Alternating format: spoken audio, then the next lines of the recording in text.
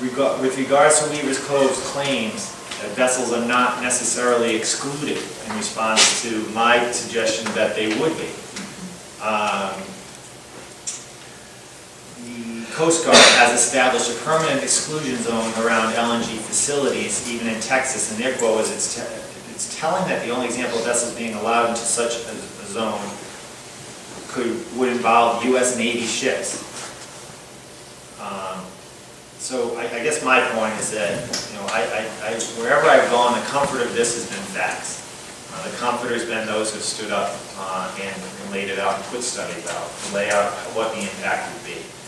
I've never, ever, and I would challenge anybody in this room to tell me of an example, with all due respect, I don't know if the journal's here, of an issue that's been editorialized more in favor of by the Providence Journal and LNG. It sickens me because they've lost sight of what this state is truly about. And these suggestions of jobs that somebody gets confronted every day, both from the job that I have and maybe the one I want to have. By the way, it is the one I want to have. but those are facts. I mean, that's the comfort. And then I come back and I'll show you the last one. You know, is that this is an offshore facility that's now opened up. LNG is being delivered there, and it's safely way off the shore of Massachusetts, not 23 miles inland. So the fact that they get beat in Fall River and then have the audacity, because they have the money, because this is gold, because it's profit that maybe has led to greed, that this industry doesn't care about 1.1 or whatever the census tells us in the state that we have, or the 63,000 that live on just in the nearby corridor and the 15 communities that it would slice through. They want to claim hundreds of jobs here. FERC says they're momentary, they're temporary, they're minimum. 30, and by the way, the 30 that are there, they're not necessarily Rhode Islanders, because they're technical jobs brought in for the industry to maintain it. Maybe they'll train 30 Rhode Islanders if, God forbid, this ever happens. But in the meantime, they're coming to find the closest point of access and be damned with the rest of the implications. Let you all suffer them. General, for the point of comparison, how far off terminal are the LNG facilities in Gloucester and Everett compared to the one proposed at Mount Hope? I was going to say 20, but I'm told it's 18 miles. 18 miles offshore. And so when I went into this, along those lines, because now we have to talk of this pipe and 4 miles from the point where it's dropped off now in Mount Hope Bay, and it's 4.25 miles of pipe from the site, 700 yards across in Massachusetts, up to the land-based facility in Fall River. You know, I said, why don't you build one? I said at the time, build it off Rhode Island somewhere if you want one. It costs too much. That's been the enjoyment of this. To see Excelsior come in and open up. To see 2 other facilities come in and open up. And then the Journal or anyone else can say, not in my backyard. Damn right, not in my backyard, not in my front yard. Because the beauty of it is, I am not opposed to LNG, even though I would argue with you respectfully that industries, as I've already quoted, indicate that we already have access to enough. Other questions? Anyone? Yes, sir. Since it comes down to money, it really does come down to money, their profit. And there is a risk for us. I live around the corner here, and I work at Newark at the moment. I cross the bridge twice a day. I will, at some point, be stopped. That may be merely an inconvenience. I also play on the bay. I kayak on the bay. I'd say that I've been about most square feet in that red zone in the picture we can see in my kayak. Most of them. Some of those places I might be able to get out of the way of the boat coming. Some of them I may not.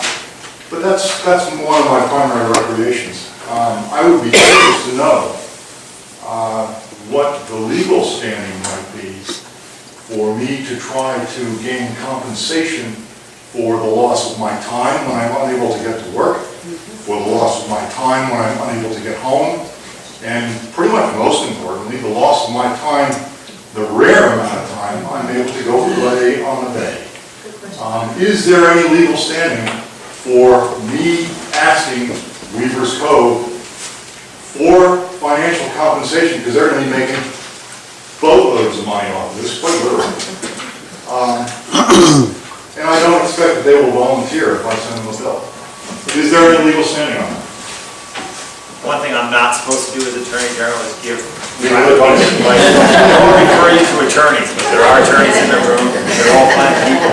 Let me, if I can, because I really can't answer that, is to your point, again, it isolates in a post 9/11 world, because I was supposed to start with the threat. You know, it's the most densely or second most densely populated state in the nation, a closely constricted or confined waterway. And you point to, you know, when Richard Clark came in, the reason I found Richard Clark is in page 13 of his book, Against All Enemies. We were just starting this discussion, and I don't know if you've read it. Fascinating read. 9/11 hits, and Richard Clark is one of the last 4 or 5 people in the White House. They evacuate Washington, D.C. and everything. He's in there.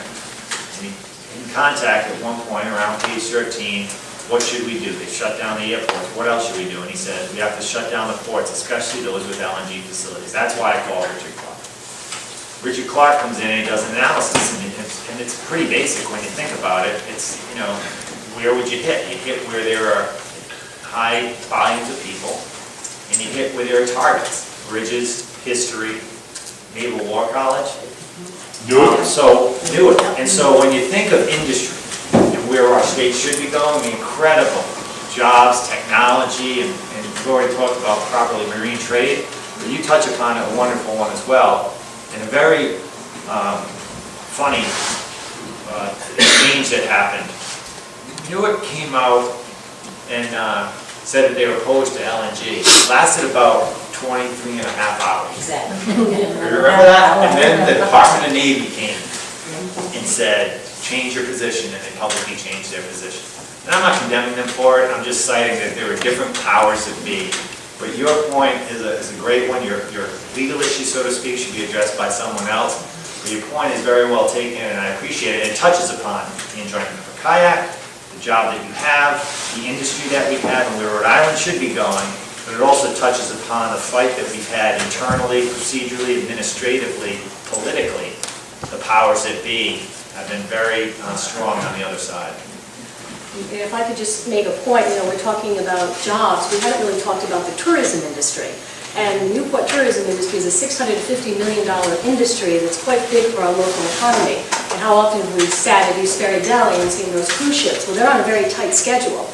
And if there's a lot of closures and inaccess, then we're going to see a lot of those dollars certainly go elsewhere. Other questions? Anybody else? Yes, Bill. It's really not a question, it's a rhetorical question, and I'm sitting here puzzled because I think that nobody is concentrated as heavily as I have on the distance between Fort Leavenworth and Castle Hill. As my son is captain of a cutter, one of the larger Coast Guard cutters, were coming in, and how impressed I was with how much space that took up when it came in.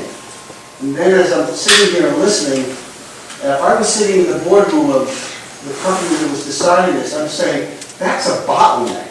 That's probably the narrowest point. And having experienced, you know, growing up and living and working in New York, Bayonne, New Jersey is a real port. Don't move it. I was going to hold it higher because I see people leaning over. But then I sailed with him as he left. And the intensity on that bridge as an observer, as they went through, as they left, they came underneath the bridge and came out, the intensity of that crew moving through that channel was awesome. And why? I came here with a very open mind, but looking at that particular aspect